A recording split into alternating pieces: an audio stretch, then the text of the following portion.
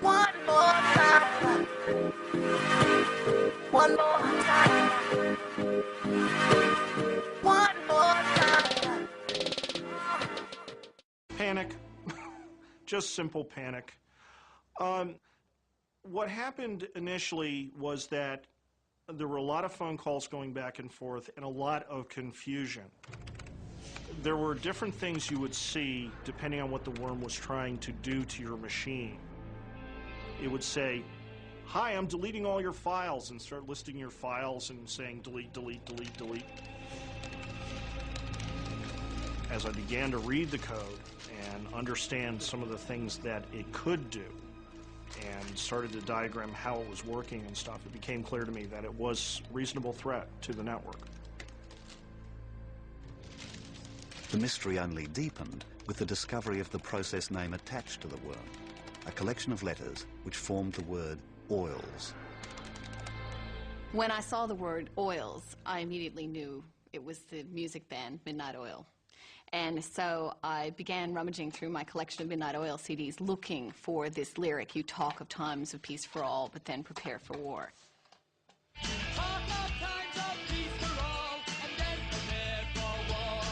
For a writer and a journalist to kind of unearth where this came from, to piece together the solution to the mystery, was extremely exciting.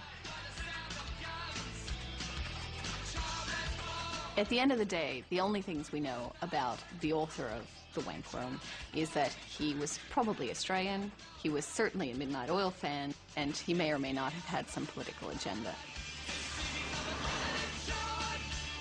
In reality, the files were still there, they hadn't been moved, they hadn't been touched, but to the average user, at least initially, they thought they'd lost all their work. On the one level, people can look at this as just one huge prank. And there's a lot of truth to that. However, that one huge prank cost me, my employer, my government a lot of time, a lot of money, and it scared a lot of people needlessly. Did it ever stop a mission? Not to my knowledge. Am I still angry about it? Absolutely. Would I hunt him down if I had more data and I had the authority? No problem. Honestly, I still don't know who the authors of The Worm were. There were some rumors that it was the two chaps down in Australia, and I think years after The Worm was released, we've pretty much come to believe that it was Phoenix and Electron. No one has ever been connected as the creator of the Wankworm. No one was ever charged. There was innuendo, an accusation, but in the end there was never enough evidence to actually go after particular hackers. While the US continued to exert pressure on the Australian authorities to deal with the hacking problem, Electron faced a more immediate crisis.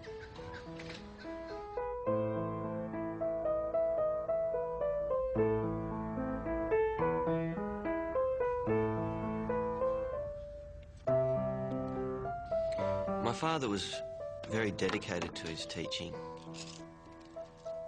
When he found out that he had bowel cancer, I don't think it came as a huge surprise to him. He'd had symptoms of bleeding for a long time, but he wanted to finish the year.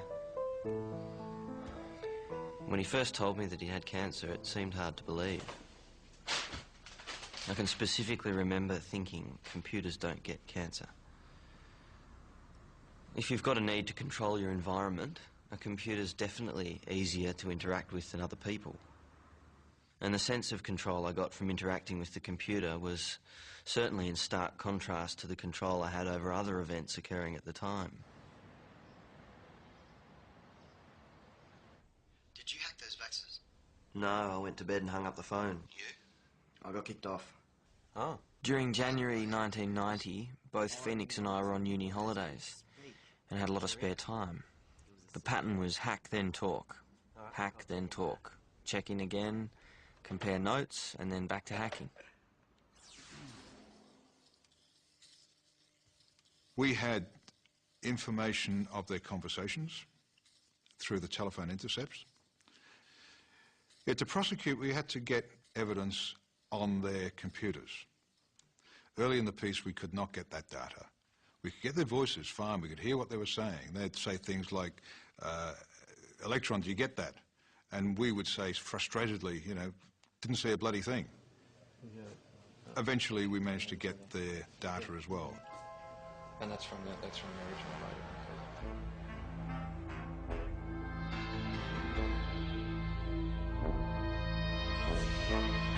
We could read the data in real time. That wasn't a problem. We could see it on our screens. But it was when we tried to record it and then play the recording back, all we initially got was a lot of hiss. At the same time, we've got other agencies from overseas and in Australia saying, do something, do something. And we're saying, well, we haven't got all the evidence together yet. While the federal police struggled to solve the problem of recording data, rumours of their investigation spread to the computer underground. Force had a meeting with Phoenix sometime after the legislation was passed and indicated that the federal police had a list and that Phoenix's and my name were on the top of it. Phoenix probably slowed down for a few days, but I'm not sure that I even broke stride. Force left the hacking scene completely and became involved in music. He didn't have the same addiction to hacking that I did.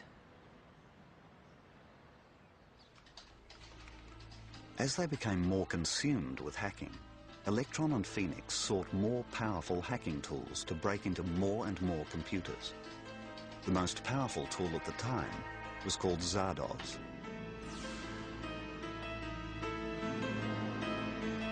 Zardoz was a newsletter that was regularly emailed to computer security professionals. It was a record of all the known computer security holes in operating systems, often with detailed instructions on how to exploit them. Zardoz was seen amongst the hacker community as the Holy Grail. In February 1990, after several hours of trying, Electron finally succeeded in breaking into a computer belonging to Australia's leading scientific research organisation, CSIRO, where he found a complete archive of Zardoz. The only thing that stopped me grabbing it there and then was my modem. It would have taken me hours to download it at 30 characters a second. Not wanting to risk losing such a valuable prize, Electron compressed the Zardoz archive and hid it in a temporary directory on the CSIRO machine. He then started to mail backup copies to accounts he'd hacked at Melbourne University.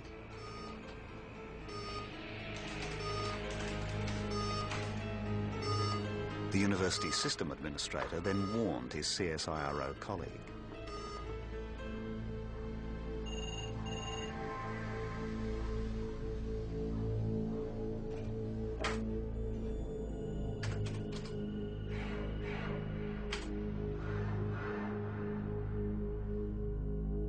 Jesus.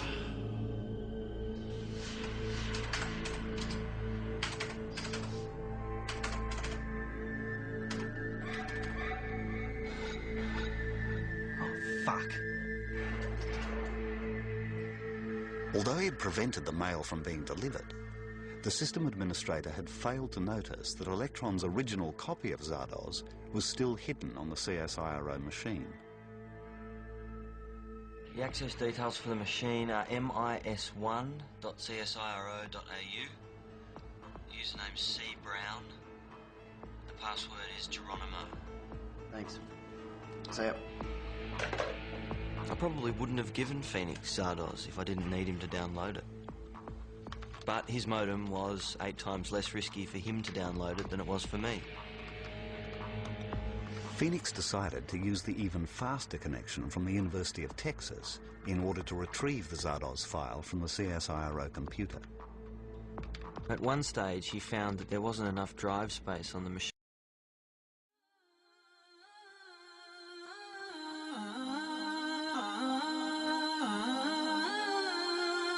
JP did this one. I know you don't wanna see me lie running.